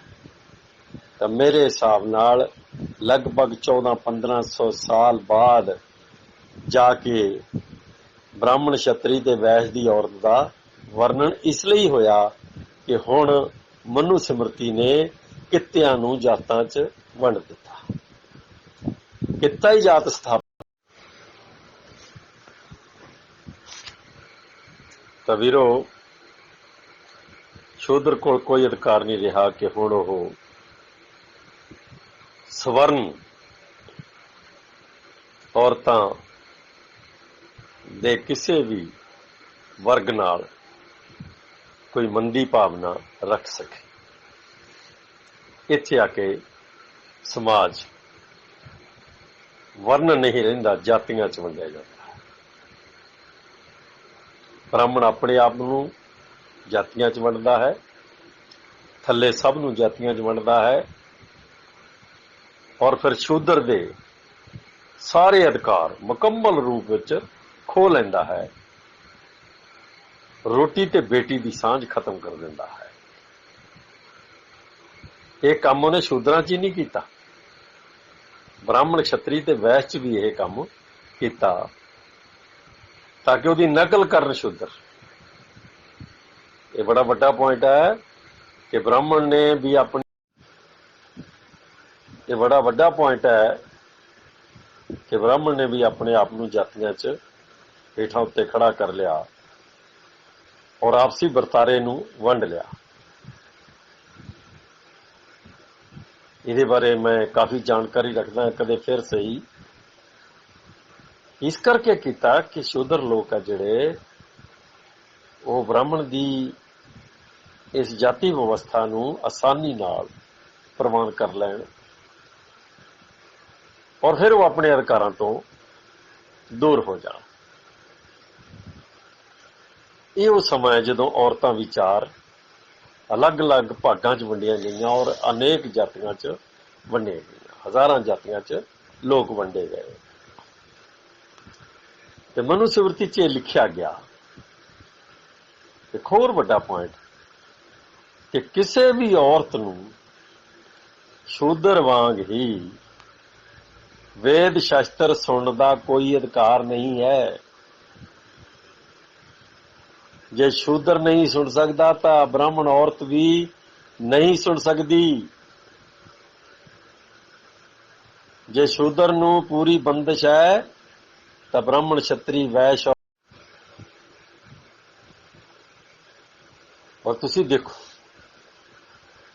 ਕਿ ਬ੍ਰਾਹਮਣ ਤੇ ਛਤਰੀ ਔਰਤ ਜਾਂ ਵੈਸ਼ ਔਰਤ ਤੇ ਵੀ ਉਨੀਆਂ ਹੀ ਪਾਬੰਦੀਆਂ ਲਾਉਂਦਾ ਹੈ ਜਿੰਨੀਆਂ ਸ਼ੂਦਰ ਤੇ ਔਰ ਸ਼ੂਦਰ ਦੀ ਔਰਤ ਤੇ ਹੈ। ਔਰ ਇਸ ਤੋਂ ਵੀ ਖਤਰਨਾਕ ਗੱਲ ਕਿ ਬ੍ਰਾਹਮਣ ਦੀ ਛਤਰੀ ਦੀ ਔਰਤ ਹੈ ਜਿਹੜੀ, ਅਗਰ ਉਹਦਾ ਪਤੀ ਮਰ ਜਾਏ ਤਾਂ ਉਹਨੂੰ ਤੁਰੰਤ ਮਰਨਾ ਪੈਂਦਾ ਹੈ।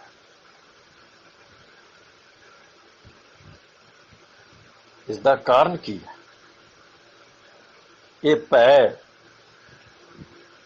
ਕਿ ਅਗਰ ਉਹ ਜਿਉਂਦੀ ਰਹੀ ਤਾਂ ਦੂਸਰੀ ਜਾਤੀ, ਸਵਰਨ ਜਾਤੀ, ਉਸ ਨੂੰ ਅਪਣਾ ਨਹੀਂ ਸਕਦੀ।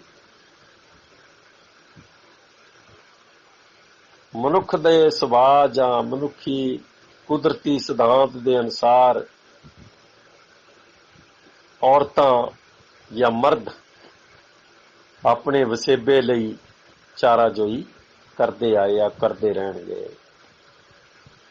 ਅਗਰ ਬ੍ਰਾਹਮਣ ਦੀ ਔਰਤ ਮਾੜੇ ਹਾਲਤਾਂ 'ਚ ਅਜਿਹੇ ਵਸੇਬੇ ਲਈ ਤਿਆਰ ਹੁੰਦੀ ਹੈ ਤਾਂ ਇਸ ਦਾ ਮਤਲਬ ਹੈ ਕਿ ਬ੍ਰਾਹਮਣ ਦੇ ਘਰ ਦਾ ਭੇਤ ਕਿਸੇ ਦੂਸਰੇ ਘਰ 'ਚ ਚਲਾ ਜਾਏਗਾ। ਇਸ ਤੋਂ ਵੀ ਵੱਡੀ ਗੱਲ ਇੱਕ ਹੋਰ ਜਿਹੜੀ ਸਾਡੇ ਸੋਚਣ ਵਾਲੀ ਹੈ ਕਿ ਬ੍ਰਾਹਮਣ, ਛਤਰੀ, ਵੈਸ਼ ਦੀ ਔਰਤ ਨੂੰ ਵੇਦ ਸੁਣਨ ਦਾ ਅਧਿਕਾਰ ਨਹੀਂ, ਪੜ੍ਹਨ ਦਾ ਅਧਿਕਾਰ ਨਹੀਂ। ਪੰਡਿਤ ਤੁਲਸੀਦਾਸ ਲਿਖਦਾ ਹੈ ਕਿ ਔਰਤ ਨੂੰ ਵਿੱਦਿਆ ਦੇਣਾ ਸੱਪ ਨੂੰ ਦੁੱਧ ਪਿਆਉਣ ਦੇ ਬਰਾਬਰ ਹੈ। ਇਹ ਮਨੂ ਦਾ ਸਿਧਾਂਤ ਹੈ। ਤੁਸੀਂ ਇਹਨੂੰ ਜਰਾ ਬਰੀਕੀ ਨਾਲ ਸੋਚੋ ਨਾ ਜਰਾ, ਕਿ ਗਿਆਨਵਾਨ ਔਰਤ ਜਿਹੜੀ ਹੈ ਉਹ ਸੱਪ ਨੂੰ ਦੁੱਧ ਪਿਆਉਣ ਦੇ ਬਰਾਬਰ ਹੋ ਜਾਂਦੀ ਹੈ। ਜੇ ਸ਼ੂਦਰ ਨੂੰ ਵਿਦਿਆ ਦੇਣਾ ਪਾਪ ਹੈ ਤਾਂ ਔਰਤ ਨੂੰ ਵਿੱਦਿਆ ਦੇਣਾ ਮਹਾ ਪਾਪ ਹੈ। ਇਹਦਾ ਮਤਲਬ ਹੈ ਕਿ ਔਰਤ ਵੀ ਬ੍ਰਾਹਮਣ ਦੇ ਗਿਆਨ ਨੂੰ ਨਹੀਂ ਸੁਣ ਸਕਦੀ, ਚਾਹੇ ਉਹ ਉਹਦੀ ਔਰਤ ਹੈ, ਚਾਹੇ ਉਹ ਛਤਰੀ ਦੀ ਔਰਤ ਹੈ, ਚਾਹੇ ਉਹ ਵੈਸ਼ ਦੀ ਔਰਤ ਹੈ। ਉਹਦੇ ਕੋਲ ਕੋਈ ਅਧਿਕਾਰ ਨਹੀਂ ਕਿ ਉਹ ਬ੍ਰਾਹਮਣ ਦੇ ਗਿਆਨ ਨੂੰ ਸੁਣ ਸਕੇ ਜਾਂ ਯੱਗ 'ਚ ਬੈਠ ਕੇ ਹਵਨ ਯੱਗ ਦੇ ਵਿੱਚ ਆਹੂਤੀਆਂ ਪਾ ਸਕੇ। ਇਹ ਕੀ ਸਾਬਤ ਕਰਦਾ ਹੈ ਕਿ ਬ੍ਰਾਹਮਣ ਦੇ ਘਰ 'ਚ ਰਹਿ ਕੇ ਵੀ ਮੂਲ ਵਾਸੀ ਔਰਤ ਹੈ ਜਿਹੜੀ, ਉਹ ਅਧਿਕਾਰਾਂ ਦੀ ਮਾਲਕ ਨਹੀਂ ਹੈ। ਛਤਰੀ ਦੇ ਘਰੇ ਰਹਿ ਕੇ ਵੀ ਉਹ ਅਧਿਕਾਰਾਂ ਦੀ ਮਾਲਕ ਨਹੀਂ ਹੈ। ਵੈਸ਼ ਦੇ ਘਰੇ ਰਹਿ ਕੇ ਵੀ ਉਹ ਅਧਿਕਾਰਾਂ ਦੀ ਮਾਲਕ ਨਹੀਂ ਹੈ। ਹਾਂ, ਸ਼ੂਦਰ ਦੇ ਘਰੇ ਰਹਿ ਕੇ ਉਹ ਜਿਹੋ ਜਿਹੇ ਸ਼ੂਦਰ ਦੇ ਅਧਿਕਾਰ ਹੈ ਉਨੇ ਹੀ ਉਹਦੇ ਅਧਿਕਾਰ ਹੈ। ਉਹ ਗੁਲਾਮੀ, ਉਹ ਜਲਾਲਤ, ਦੋਨਾਂ ਦਾ ਅਧਿਕਾਰ ਹੈ। ਪਰ ਇਹਦੇ ਬਾਵਜੂਦ ਵੀ ਸ਼ੂਦਰ ਦੀ ਔਰਤ, ਵੈਸ਼ ਦੀ ਔਰਤ, ਛਤਰੀ ਦੀ ਔਰਤ, ਇਹ ਬ੍ਰਾਹਮਣ ਦੀ ਜੱਦ ਦੀਆਂ ਔਰਤਾਂ ਹੈ। ਛਤਰੀ ਕੋਲ ਆਪਣੇ ਤੋਂ ਥੱਲੇ ਦੀਆਂ ਔਰਤਾਂ ਦੀ ਜੱਦ ਹੈ, ਵੈਸ਼ ਕੋਲ ਆਪਣੇ ਤੋਂ ਥੱਲੇ ਦੀਆਂ ਔਰਤਾਂ ਦੀ ਜੱਦ ਹੈ। ਔਰ ਇਹ ਆਦਤ ਥੱਲੇ ਵੱਲ ਚਲਦੀ ਰਹੀ ਹੈ। ਇਹ ਵਰਤਾਰਾ ਹਜ਼ਾਰਾਂ ਸਾਲ ਤੋਂ ਲੋਕ ਦੇਖਦੇ ਆਏ ਆ। ਮਿੱਤਰੋ, ਤੁਹਾਡੇ ਸਮਝਣ ਵਾਲੀ ਗੱਲ ਕਿ ਜੇ ਔਰਤ ਨੂੰ ਕੋਈ ਨਾਂ ਨਹੀਂ ਦਿੱਤਾ ਗਿਆ, ਜੇ ਔਰਤ ਨੂੰ ਕੋਈ ਪਛਾਣ ਨਹੀਂ ਦਿੱਤੀ ਗਈ, ਜੇ ਬ੍ਰਾਹਮਣ, ਛਤਰੀ, ਵੈਸ਼ ਦੀ ਔਰਤ ਹੋ ਕੇ ਵੀ ਉਹਨੂੰ ਵਿੱਦਿਆ ਦਾ ਕੋਈ ਅਧਿਕਾਰ ਨਹੀਂ ਦਿੱਤਾ ਗਿਆ, ਜੇ ਉਹਨਾਂ ਦੀ ਔਰਤ ਹੋ ਕੇ ਵੀ ਉਹ ਹੋਮ ਯੱਗ 'ਚ ਨਹੀਂ ਬੈਠ ਸਕਦੀ, ਜੇ ਉਹਨਾਂ ਦੀ ਔਰਤ ਹੋ ਕੇ ਵੀ ਉਹ ਬਰਾਬਰ ਦੇ ਅਧਿਕਾਰ ਨਹੀਂ ਮਾਣ ਸਕਦੀ, ਉਹਨੂੰ ਮਰਨਾ ਹੀ ਹੋਏਗਾ, ਤਾਂ ਇਸ ਦਾ ਮਤਲਬ ਹੈ ਕਿ ਉਹ ਉਨ੍ਹਾਂ ਹੀ ਗੁਲਾਮ ਹੈ ਭਾਰਤ 'ਚ ਜਿੰਨੇ ਮੂਲ ਵਾਸੀ ਗੁਲਾਮ। ਉਹ ਬ੍ਰਾਹਮਣ ਦੀ ਔਰਤ ਹੋ ਕੇ ਆਜ਼ਾਦ ਨਹੀਂ ਹੋ ਗਈ, ਛਤਰੀ ਦੀ ਔਰਤ ਹੋ ਕੇ ਆਜ਼ਾਦ ਨਹੀਂ ਹੋ ਗਈ। ਤੁਸੀਂ ਛਤਰੀਆਂ ਤੇ ਬ੍ਰਾਹਮਣਾਂ ਤੇ ਬਣੀਆਂ ਫਿਲਮਾਂ ਦੇਖੋ, ਵੈਸ਼ਾਂ ਦੀਆਂ ਫਿਲਮਾਂ ਦੇਖੋ, ਔਰਤ ਦੀ ਦੁਰਦਸ਼ਾ ਉਹਨਾਂ ਦੇ ਮਹਿਲਾਂ 'ਚ ਜੋ ਹੁੰਦੀ ਹੈ ਉਸ ਨੂੰ ਵੇਖੋ। ਮੈਂ ਇੱਕ ਕਾਂਡ ਤੁਹਾਡੇ ਸਾਹਮਣੇ ਰੱਖਣਾ ਚਾਹੁੰਦਾ ਹਾਂ ਕਿ ਜਦੋਂ ਵੀ ਬੱਚੀਆਂ ਨੂੰ 12-11 ਸਾਲ ਦੀਆਂ ਬੱਚੀਆਂ ਨੂੰ ਮਾਹਵਾਰੀ ਆਉਂਦੀ ਸੀ ਤਾਂ ਬਾਪ ਨੂੰ ਜਾ ਕੇ ਬ੍ਰਾਹਮਣ ਦੇ ਮੰਦਿਰ 'ਚ ਦੱਸਣਾ ਪੈਂਦਾ ਸੀ, ਔਰ ਉਸ ਬੱਚੀ ਨੂੰ ਮੰਦਿਰ 'ਚ ਛੱਡਣਾ ਪੈਂਦਾ ਸੀ, ਔਰ ਉਸ ਬਾਪ ਨੂੰ ਹਜ਼ਾਰਾਂ ਲੋਕਾਂ ਨੂੰ ਸੱਦ ਕੇ ਭੋਜਨ ਦੇਣਾ ਪੈਂਦਾ ਸੀ। ਉੱਥੇ ਢੋਲ ਢਮੱਕਾ ਹੁੰਦਾ ਸੀ, ਔਰ ਬੱਚੀ ਮੰਦਿਰ ਦੇ ਵਿੱਚ, ਮੇਰਾ ਖਿਆਲ ਹੈ ਮੈਂ ਅੱਗੇ ਨਾ ਬੋਲਾਂ ਤਾਂ ਜ਼ਿਆਦਾ ਠੀਕ ਹੈ। ਇਹ ਕਿਉਂ ਹੁੰਦਾ ਸੀ? ਕਿਸੇ ਕਸ਼ਤਰੀ ਰਾਜੇ ਦੇ ਰਾਜਕੁਮਾਰ ਦੇ ਵਿਆਹ ਹੋਣ ਤੋਂ ਬਾਅਦ ਪਹਿਲਾ ਅਧਿਕਾਰ ਬ੍ਰਾਹਮਣ ਦਾ ਔਰਤ ਤੇ ਕਿਉਂ ਸੀ? ਕਿਸੇ ਵੈਸ਼ ਦੇ ਸ਼ਾਦੀ ਹੋਣ ਤੋਂ ਬਾਅਦ ਜਾਂ ਛਤਰੀ ਦੀ ਸ਼ਾਦੀ ਹੋਣ ਤੋਂ ਬਾਅਦ ਕਿਸੇ ਬੱਚੀ ਦਾ ਮੰਦਿਰ 'ਚ ਜਾ ਕੇ ਸ਼ਿਵਲਿੰਗ ਦੀ ਪੂਜਾ ਕਰਨ ਦਾ ਕੀ ਮਤਲਬ ਸੀ? ਮੇਰੇ ਵੀਰੋ, ਤੁਸੀਂ ਇਹਨਾਂ ਗੱਲਾਂ ਨੂੰ ਬਹੁਤ ਧਿਆਨ ਨਾਲ ਸਮਝਣਾ ਹੈ।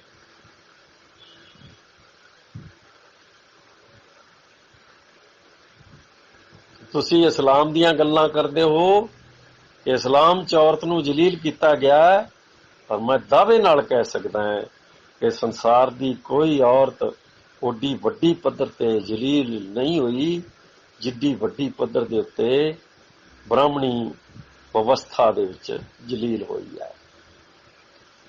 ਦੁੱਖ ਦੀ ਗੱਲ ਇਹ ਹੈ ਕਿ ਭਾਰਤ ਦੀ ਔਰਤ, ਚਾਹੇ ਉਹ ਸ਼ੂਦਰਾਣੀ ਕਿਉਂ ਨਾ ਹੋਵੇ, ਉਹ ਅੱਜ ਤੱਕ ਆਪਣੇ ਆਪ ਨੂੰ ਮਰਦ ਦੀ ਗੁਲਾਮ ਕਹਿੰਦੀ ਹੈ, ਜਦੋਂ ਕਿ ਉਹ ਬ੍ਰਾਹਮਣਵਾਦ ਦੀ ਗੁਲਾਮ ਹੈ। ਬ੍ਰਾਹਮਣਵਾਦ ਉਹਦੀ ਗੁਲਾਮੀ ਦੇ ਚਿੱਠੇ ਲਿਖਦਾ ਹੈ, ਧਰਮ ਸਥਾਪਿਤ ਕਰਦਾ ਹੈ, ਤਲਵਾਰ ਨਾਲ ਲਾਗੂ ਕਰਦਾ ਹੈ। ਇਹਦੇ ਬਾਵਜੂਦ ਵੀ ਭਾਰਤ ਦੀ ਔਰਤ ਨਹੀਂ ਜਾਗੀ। ਭਾਰਤ ਦੀ ਔਰਤ ਕਿਉਂ ਨਹੀਂ ਜਾਗੀ? ਕਿ ਭਾਰਤ ਦੇ ਮਰਦ ਨੇ ਉਹਦੀ ਗੁਲਾਮੀ ਵਾਸਤੇ ਜੋ ਨਿਰਣੇ ਲਏ, ਉਹ ਲਗਭਗ 100% ਗਲਤ ਨਿਰਣੇ ਲਏ। ਉਹਨੂੰ ਮਰਦ ਦੀ ਗੁਲਾਮ ਬਣਾਤਾ। ਭਾਰਤ ਦੀ ਔਰਤ ਬ੍ਰਾਹਮਣਵਾਦ ਦੀ ਗੁਲਾਮ ਹੈ, ਮਰਦ ਦੀ ਗੁਲਾਮ ਨਹੀਂ ਹੈ। ਨਾ ਔਰਤ ਸਮਝ ਸਕੀ, ਨਾ ਆਦਮੀ ਸਮਝ ਸਕਿਆ। ਭਾਰਤ ਦਾ ਗਰੀਬ, ਮਜਲੂਮ ਤੇ ਸ਼ੂਦਰ ਮਰਦ ਅਗਰ ਆਪਣੀ ਔਰਤ ਨੂੰ ਕੋਈ ਅਧਿਕਾਰ ਦੇਣ ਵਾਸਤੇ ਤਿਆਰ ਨਹੀਂ ਹੁੰਦਾ, ਤਾਂ ਇਹ ਵਿਵਸਥਾ ਹੈ ਜਿਹੜੀ ਬ੍ਰਾਹਮਣ ਨੇ ਘੜੀ ਹੈ ਔਰ ਤਲਵਾਰ ਨਾਲ ਲਾਗੂ ਕੀਤੀ ਹੈ। ਜਦ ਤੱਕ ਵਿਵਸਥਾ ਰਹੇਗੀ, ਜਿੰਨਾ ਮਰਜ਼ੀ ਜ਼ੋਰ ਲਾ ਲਓ, ਭਾਰਤ ਦੀ ਔਰਤ ਮਾਨਸਿਕ ਗੁਲਾਮੀ 'ਚ ਰਹੇਗੀ। ਉਹ IAS ਹੋ ਜਾਏ, IPS ਹੋ ਜਾਏ, ਉਹ ਇੰਡਸਟਰੀਲਿਸਟ ਬਣ ਜਾਏ, ਉਹ ਕਿਤੇ ਵੀ ਕੁਰਸੀ ਤੇ ਬੈਠ ਜਾਏ ਜਾ ਕੇ, ਉਹ ਕੱਲੀ ਤੋਂ ਕੱਲੀ ਆਜ਼ਾਦ ਹੋ ਸਕਦੀ ਹੈ। ਸਮਾਜ ਕਦੇ ਆਜ਼ਾਦ ਨਹੀਂ ਹੋ ਸਕਦਾ, ਕਿਉਂਕਿ ਵਿਵਸਥਾ ਕਾਇਮ ਹੈ। ਇਸ ਕਰਕੇ ਔਰਤ ਦੀ ਆਜ਼ਾਦੀ ਵੀ ਕਾਇਮ ਰਹੇਗੀ ਔਰ ਮਰਦ ਉਸ ਵਿਵਸਥਾ ਵਿੱਚ ਔਰਤ ਨੂੰ ਆਪਣੇ ਬਰਾਬਰ ਖੜਾ ਨਹੀਂ ਹੋਣ ਦੇਗਾ। ਤਾਂ ਮੈਂ ਇਸ ਕਲਿੱਪ ਨੂੰ ਇੱਥੇ ਬੰਦ ਕਰਕੇ ਆਪਣਾ ਅਗਲਾ ਕਲਿੱਪ ਤੁਹਾਡੇ ਸਾਹਮਣੇ ਰੱਖੂੰਗਾ। ਹਾਂ ਵੀਰੋ, ਰਹੀ ਗੱਲ DNA ਦੀ। DNA ਇੱਕ ਮਹਾਨ ਵਿਗਿਆਨ ਹੈ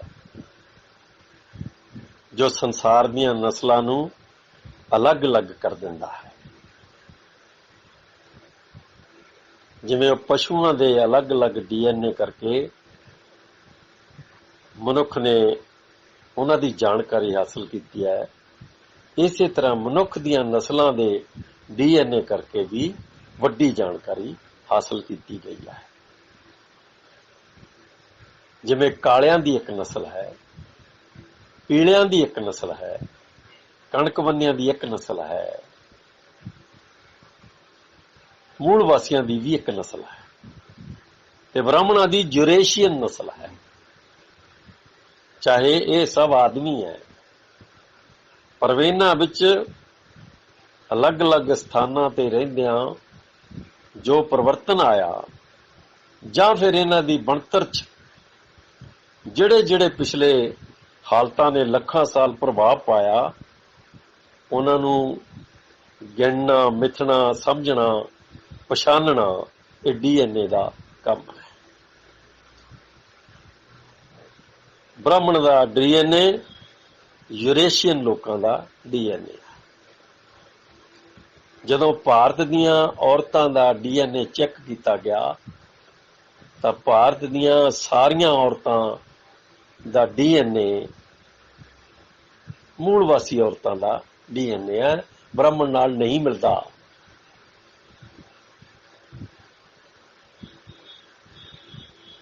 ਇਹ ਸਵਾਲ ਵਿਗਿਆਨ ਦਾ ਸਵਾਲ ਹੈ। ਮੈਂ ਵਿਗਿਆਨੀ ਨਹੀਂ, ਪਰ ਮੈਂ ਸਿਰਫ ਚਰਚਾ ਕਰ ਰਿਹਾ ਥੋੜੀ ਜੀ। ਅਗਰ ਤੁਹਾਨੂੰ ਲੱਗੇ ਕਿ ਤੁਸੀਂ ਹੋਰ ਜਾਣਨਾ ਚਾਹੁੰਦੇ ਹੋ, ਤਾਂ ਤੁਸੀਂ ਕਿਸੇ ਵਿਗਿਆਨੀ ਨਾਲ ਗੱਲ ਕਰ ਸਕਦੇ ਹੋ, ਉਹ ਜ਼ਿਆਦਾ ਅੱਛਾ ਸਮਝਾ ਸਕਦਾ ਹੈ। ਹੁਣ ਸਾਡਾ ਸਵਾਲ ਕੀ ਹੈ ਕਿ ਕੀ ਭਾਰਤ ਦੀਆਂ ਬ੍ਰਾਹਮਣ ਔਰਤਾਂ, ਛਤਰੀ ਔਰਤਾਂ, ਵੈਸ਼ ਔਰਤਾਂ ਸ਼ੂਦਰਾਣੀਆਂ ਨਾਲ ਮੇਲ ਖਾਂਦੀਆਂ? ਇਹ ਸਮਾਜਿਕ ਸਿਸਟਮ ਹੈ, DNA ਦਾ ਸਿਸਟਮ ਨਹੀਂ। ਇਹ ਸਮਾਜਿਕ ਪ੍ਰਬੰਧ ਦੇ ਵਿੱਚ ਦੋ ਅਲੱਗ-ਅਲੱਗ ਫਿਰਕੇ ਆ।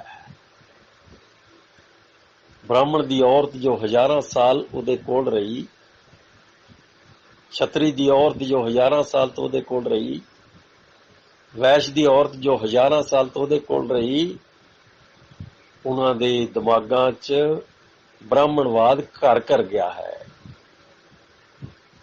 ਜੇ ਸ਼ੂਦਰਾਂ ਦੇ ਦਿਮਾਗਾਂ 'ਚ ਬ੍ਰਾਹਮਣਵਾਦ ਘਰ ਕਰ ਗਿਆ ਹੈ, ਹੱਡਾਂ 'ਚ ਰਚ ਗਿਆ ਹੈ, ਰੋਮ ਰੋਮ 'ਚ ਰਚ ਗਿਆ ਹੈ, ਖੂਨ 'ਚ ਰਚ ਗਿਆ ਹੈ, ਤਾਂ ਬ੍ਰਾਹਮਣ, ਛਤਰੀ ਤੇ ਵੈਸ਼ ਦੀ ਔਰਤ ਦੇ ਖੂਨ 'ਚ ਵੀ ਰਚ ਗਿਆ ਹੈ। ਮਿੱਤਰੋ, ਇਹ ਦੋ ਵਰਗ ਬਣ ਗਏ। ਇੱਕ ਪਾਸੇ 3 ਵਰਨਾਂ ਦਾ ਵਰਗ ਹੈ ਔਰ ਉਸ ਵਰਗ ਦੀਆਂ ਅਨੇਕ ਜਾਤਾਂ।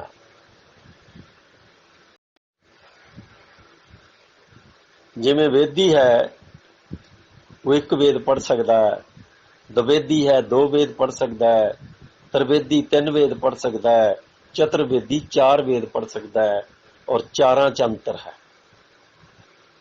ਚਾਰਾਂ ਦੇ ਮੱਥਿਆਂ ਦੇ ਤਿਲਕਾਂ ਦਾ ਅੰਤਰ ਹੈ। ਜਿਹੜਾ ਮੱਥੇ ਦੇਖਿਓ ਉਹਨਾਂ ਦੇ ਸਮਝ ਲੱਗ ਜਾਏਗੀ। ਇਸ ਤਰ੍ਹਾਂ ਹੀ ਛਤਰੀ ਹੈ, ਇਸ ਤਰ੍ਹਾਂ ਹੀ ਵੈਸ਼ ਹੈ। ਇਹਨਾਂ ਦੀਆਂ ਅਲੱਗ-ਅਲੱਗ ਜਾਤੀਆਂ ਹੈ। ਇਸੇ ਤਰ੍ਹਾਂ ਸ਼ੂਦਰਾਂ ਦੀਆਂ ਜਾਤੀਆਂ 6700 ਦੇ ਕਰੀਬ ਸ਼ੂਦਰਾਂ ਦੀਆਂ ਜਾਤੀਆਂ ਹੈ, ਔਰ ਲਗਭਗ 1000 ਤੋਂ ਉੱਤੇ ਬ੍ਰਾਹਮਣਾਂ, ਛਤਰੀਆਂ ਤੇ ਵੈਸ਼ਾਂ ਦੀਆਂ ਜਾਤੀਆਂ। ਔਰ ਉਸੇ ਅਨੁਸਾਰ ਹੀ ਹੁਣ ਜਾਤੀਆਂ ਦੇ ਆਧਾਰ ਤੇ ਔਰਤਾਂ ਦੀਆਂ ਜਾਤੀਆਂ। ਹੁਣ ਤੁਸੀਂ ਬ੍ਰਾਹਮਣ ਦੀ ਔਰਤ ਨੂੰ, ਛਤਰੀ ਦੀ ਔਰਤ ਨੂੰ ਤੇ ਵੈਸ਼ ਦੀ ਔਰਤ ਨੂੰ ਅਧਿਕਾਰਹੀਣ ਨਹੀਂ ਕਹਿ ਸਕਦੇ। ਉਹਨੂੰ ਬਰਾਬਰ ਸਾਰੇ ਦੇ ਸਾਰੇ ਅਧਿਕਾਰ ਹੈ। ਇਹ ਮਨੁ ਸਿਮਰਤੀ ਤੋਂ ਬਾਅਦ ਹੁੰਦਾ ਹੈ, ਪਰੰਤੂ ਇਹ ਮਨੁ ਸਿਮਰਤੀ ਤੋਂ ਬਾਅਦ ਇਹ ਹੁੰਦਾ ਹੈ ਕਿ ਭਾਰਤ ਦਾ ਸੰਵਿਧਾਨ ਬਣਨ ਤੱਕ ਬ੍ਰਾਹਮਣ ਔਰਤ, ਛਤਰੀ ਔਰਤ, ਵੈਸ਼ ਔਰਤ ਮਨੂ ਦੇ ਸਿਧਾਂਤ ਅਨੁਸਾਰ ਕੋਈ ਅਧਿਕਾਰ ਨਹੀਂ ਰੱਖਦੀ, ਨਾ ਪੜ੍ਹਨ ਦਾ, ਨਾ ਰੁਤਬੇ ਦਾ, ਨਾ ਉੱਚਤਾ ਦਾ, ਚਾਹੇ ਉਹ ਬ੍ਰਾਹਮਣੀ ਹੈ, ਚਾਹੇ ਕੋਈ ਹੋਰ ਹੈ। ਸ਼ੂਦਰ ਦੀ ਔਰਤ ਨੂੰ ਬਾਹਰ ਕੱਢ ਦਿਓ, ਮਾਈਨਸ ਕਰ ਦਿਓ ਇਨ ਪਾਸੇ। ਜਦੋਂ ਤੁਲਸੀਦਾਸ ਇਹ ਕਹਿੰਦਾ ਹੈ ਕਿ ਜਿਵੇਂ ਢੋਲ ਕੁੱਟੀ ਦਾ ਹੈ, ਜਿਵੇਂ ਪਸ਼ੂ ਕੁੱਟੀ ਦਾ ਹੈ, ਤਿਵੇਂ ਔਰਤ ਨੂੰ ਕੁੱਟਿਆ ਜਾ ਸਕਦਾ ਹੈ, ਤਾਂ ਉਹ ਬ੍ਰਾਹਮਣੀ ਨੂੰ ਵੀ ਕਹਿ ਰਿਹਾ ਹੈ, ਸ਼ਤਰਾਣੀ ਨੂੰ ਵੀ ਕਹਿ ਰਿਹਾ ਹੈ, ਵੈਸ਼ਾਣੀ ਨੂੰ ਵੀ ਕਹਿ ਰਿਹਾ ਹੈ। ਬਾਬਾ ਸਾਹਿਬ ਡਾਕਟਰ ਅੰਬੇਡਕਰ ਦੇ ਸੰਵਿਧਾਨ ਲਿਖੇ ਜਾਣ ਤੱਕ ਬ੍ਰਾਹਮਣੀ ਨੂੰ ਕੋਈ ਅਧਿਕਾਰ ਨਹੀਂ, ਸ਼ਤਰਾਣੀ ਨੂੰ ਕੋਈ ਅਧਿਕਾਰ ਨਹੀਂ, ਵੈਸ਼ਾਣੀ ਨੂੰ ਕੋਈ ਅਧਿਕਾਰ ਨਹੀਂ, ਕਿਉਂਕਿ ਮਨੂ ਸਿਮਰਤੀ ਲਾਗੂ ਆ ਉਦੋਂ ਤੱਕ। ਅੰਗਰੇਜ਼ਾਂ ਨੇ ਵੀ ਭਾਰਤ ਦੀ ਔਰਤ ਨੂੰ ਵਿਸ਼ੇਸ਼ ਰੂਪ 'ਚ ਕਦੇ ਕੋਈ ਅਧਿਕਾਰ ਨਹੀਂ ਦਿੱਤਾ। ਉਹਨੇ ਸ਼ੂਦਰ ਨੂੰ ਅਧਿਕਾਰ ਦਿੱਤਾ। ਜਿੰਨੇ ਅਧਿਕਾਰ ਦਿੱਤੇ ਸ਼ੂਦਰ ਨੂੰ ਦਿੱਤੇ, ਤੇ ਸ਼ੂਦਰ ਦੀ ਔਰਤ ਵੀ ਉਹਨਾਂ ਅਧਿਕਾਰਾਂ ਦੇ ਨਾਲ ਨਾਲ ਅੱਗੇ ਵੱਧਦੀ ਗਈ। ਸਾਵਿਤਰੀ ਬਾਈ ਫੂਲੇ ਦਾ ਪਹਿਲੀ ਟੀਚਰ ਬਣਨਾ ਸ਼ੂਦਰਾਂ ਦੇ ਅਧਿਕਾਰਾਂ 'ਚ ਬਰਾਬਰ ਉੱਠਣਾ ਹੈ। ਤਾਂ ਮੇਰੇ ਵੀਰੋ, ਮਨੂ ਦੀਆਂ ਜਾਤੀਆਂ ਨੇ ਔਰਤ ਨੂੰ ਬਦਲਿਆ ਨਹੀਂ, ਔਰਤ ਨੂੰ ਜਕੜਿਆ। ਕ੍ਰਿਸ਼ਨ ਨੇ ਆਪਣੀ ਗੀਤਾ 'ਚ ਔਰਤ ਨੂੰ ਪਾਪਾਂ ਦੀ ਜੋਨੀ ਕਿਹਾ, ਸ਼ੂਦਰ ਨੂੰ ਵੀ ਔਰ ਔਰਤ ਨੂੰ ਪਾਪਾਂ ਦੀ ਜੋਨੀ ਕਿਹਾ।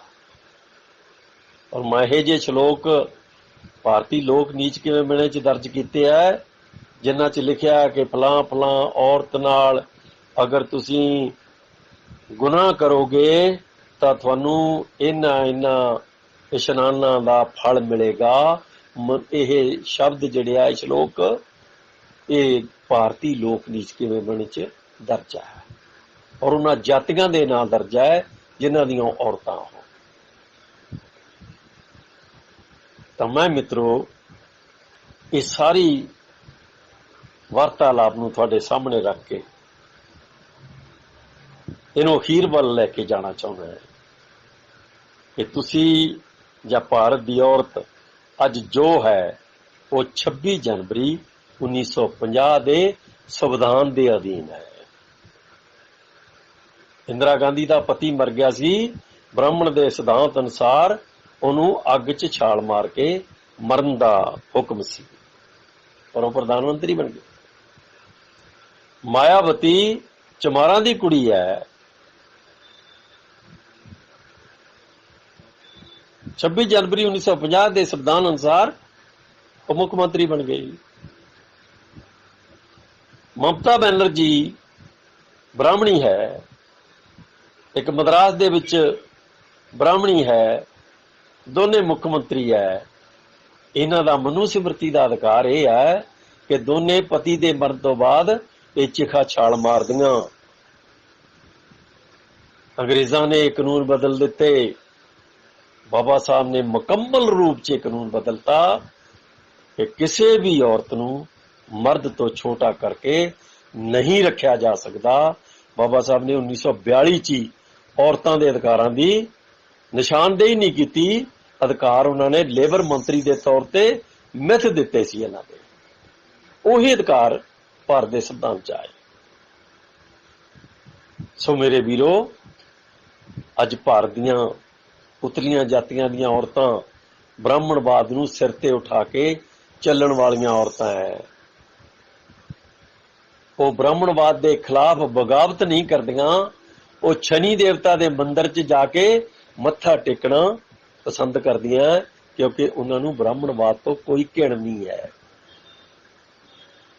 ਇਹ ਨੋਟ ਕਰੋ ਮੇਰੀ ਗੱਲ ਕਿ ਬ੍ਰਾਹਮਣ ਔਰਤਾਂ ਸ਼ਨੀ ਦੇ ਮੰਦਿਰ ਵਾਸਤੇ ਸੰਘਰਸ਼ ਕਰਦੀਆਂ, ਬ੍ਰਾਹਮਣਵਾਦ ਦੇ ਖਿਲਾਫ ਸੰਘਰਸ਼ ਨਹੀਂ ਕਰਦੀਆਂ। ਸ਼ਤਰਾਣੀਆਂ ਵੈਸ਼ਾਣੀਆਂ ਬ੍ਰਾਹਮਣ ਦੇ ਮੰਦਿਰ ਦੇ ਖਿਲਾਫ ਕਦੇ ਬਗਾਵਤ ਨਹੀਂ ਕਰਦੀਆਂ। ਹਾਲਾਂਕਿ ਸਭ ਤੋਂ ਵੱਧ ਜਲੀਲ ਹੋਈਆਂ ਉੱਤੇ ਉਹ ਇੱਥੋਂ ਤੱਕ ਜਲੀਲ ਹੋਈਆਂ ਕਿ ਕਿਸੇ ਰਾਜਕੁਮਾਰ ਦੀ ਔਰਤ ਨੂੰ ਜੋ ਸਵਰਨ ਵਰਗ ਚੋਂ ਹੁੰਦੀ ਸੀ, ਉਹਨੇ ਹੁਕਮ ਸੀ ਕਿ ਆਪਣੀ ਸ਼ਾਦੀ ਤੋਂ ਬਾਅਦ ਉਹ ਪਹਿਲਾ ਸੰਬੰਧ ਜਿਹੜਾ ਹੈ ਉਹ ਬ੍ਰਾਹਮਣ ਨਾਲ ਸਥਾਪਿਤ ਕਰਨਾ ਉਹਦੀ ਧਾਰਮਿਕ ਜ਼ਰੂਰਤ ਸੀ।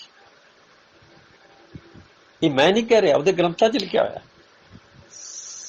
ਮਨੁਸਿਮਰਤੀ ਜਾਂ ਹੋਰ ਦੂਸਰੇ ਗ੍ਰੰਥ, ਮਦ ਭਾਗਵਤ ਪੁਰਾਣ ਪੜੋ,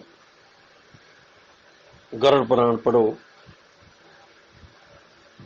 ਈਵਨ ਤੁਸੀਂ ਮਹਾਭਾਰਤ ਪੜੋ, ਸਭ ਕੁਝ ਤੁਹਾਨੂੰ ਨਜ਼ਰ ਆਏਗਾ, ਸਭ ਕੁਝ ਸਪਸ਼ਟ ਪੜਿਆ ਜਾਏਗਾ। ਸ਼ੂਦਰ ਦੀ ਔਰਤ ਜੋ ਮਹਾ ਗੁਲਾਮ ਹੈ, ਉਹ ਬ੍ਰਾਹਮਣ ਦੀ ਔਰਤ, ਛਤਰੀ ਦੀ ਔਰਤ ਔਰ ਵੈਸ਼ ਦੀ ਔਰਤ ਦੀ ਨਕਲ ਕਰਦੀ ਹੈ। ਉਹ ਆਜ਼ਾਦੀ ਦੀ ਗੱਲ ਨਹੀਂ ਕਰਦੀ, ਆਜ਼ਾਦੀ ਵਾਸਤੇ ਨਹੀਂ ਲੜਦੀ, ਬ੍ਰਾਹਮਣਵਾਦ ਨਾਲ ਨਹੀਂ ਲੜਦੀ, ਜਾਤੀਵਾਦ ਨਾਲ ਨਹੀਂ ਲੜਦੀ, ਕਦੇ ਨਹੀਂ ਲੜਦੀ। ਕੋਈ ਲੜਦੀ ਹੈ, ਬਾਕੀ ਸਭ ਉਹਦੇ ਵਿਰੋਧ ਖੜੀਆਂ ਹੋ ਜਾਂਦੀਆਂ। ਇਹ ਸਾਰੀਆਂ ਬ੍ਰਾਹਮਣ ਦੀ ਔਰਤ ਦੀ, ਛਤਰੀ ਦੀ ਔਰਤ ਦੀ ਔਰ ਵੈਸ਼ ਦੀ ਔਰਤ ਦੀ ਨਕਲ ਕਰਦੀਆਂ। ਸਭ ਤੋਂ ਵੱਧ ਸੁਰਖੀ ਬਿੰਦੀ ਤੇ ਸੰਧੂਰ ਸ਼ੂਦਰਾਣੀਆਂ ਵਰਤਦੀਆਂ। ਸਭ ਤੋਂ ਜ਼ਿਆਦਾ ਇਹ ਜਿਹੜਾ ਬ੍ਰਾਹਮਣ ਦਾ ਸਿਧਾਂਤ ਹੈ ਉਹ ਸ਼ੂਦਰਾਣੀਆਂ ਤੇ ਲਾਗੂ ਹੁੰਦਾ ਹੈ। ਤਾਂ ਮੇਰੇ ਵੀਰੋ, ਅਗਰ ਤੁਸੀਂ 3000 ਸਾਲ ਦੇ ਇਸ ਔਰਤ ਦੇ ਇਤਿਹਾਸ ਨੂੰ ਸਮਝ ਲਵੋਗੇ ਤਾਂ ਤੁਸੀਂ ਭਾਰਤ ਦੀ ਮੂਲ ਵਾਸੀ ਔਰਤ ਦਾ ਹਸ਼ਰ ਵੀ ਸਮਝ ਜਾਓਗੇ। ਤੁਸੀਂ ਹਜ਼ਾਰਾਂ ਸਵਾਲ ਖੜੇ ਕਰ ਸਕਦੇ ਹੋ, ਪਰ ਮੈਂ ਤੁਹਾਡੇ ਤੇ ਇੱਕੋ ਹੀ ਸਵਾਲ ਕਰਦਾ ਹਾਂ ਕਿ ਭਾਰਤ ਦੀ ਔਰਤ ਨਾਲ 3000 ਸਾਲ 'ਚ ਜੋ ਵਾਪਰਿਆ ਹੈ, ਤੁਸੀਂ ਕਦੇ ਉਹਦੇ ਤੇ ਧਿਆਨ ਕਿਉਂ ਨਹੀਂ ਦਿੱਤਾ? ਤੁਸੀਂ ਉਹਨੂੰ ਜਾਣਨ ਦੀ ਕੋਸ਼ਿਸ਼ ਕਿਉਂ ਨਹੀਂ ਕੀਤੀ? ਤੁਸੀਂ ਕਹਿ ਸਕਦੇ ਹੋ ਇਹ ਕਿਉਂ ਆ, ਉਹ ਕਿਉਂ ਆ, ਇਹ ਬੜਾ ਸੌਖਾ ਕੰਮ ਹੈ, ਬਹੁਤ ਸੌਖਾ ਕੰਮ ਹੈ। ਤੁਸੀਂ ਕਦੇ ਨਹੀਂ ਸੋਚੋਗੇ ਕਿ ਡਿਗਰੀਆਂ ਲੈਣ ਤੋਂ ਬਾਅਦ ਤੁਸੀਂ ਆਪਣੀ ਗੁਲਾਮੀ ਨੂੰ, ਆਪਣੀ ਮਾਂ ਦੀ ਗੁਲਾਮੀ ਨੂੰ ਪੂਰਾ ਸਮਝਣ ਦਾ ਯਤਨ ਨਹੀਂ ਕੀਤਾ।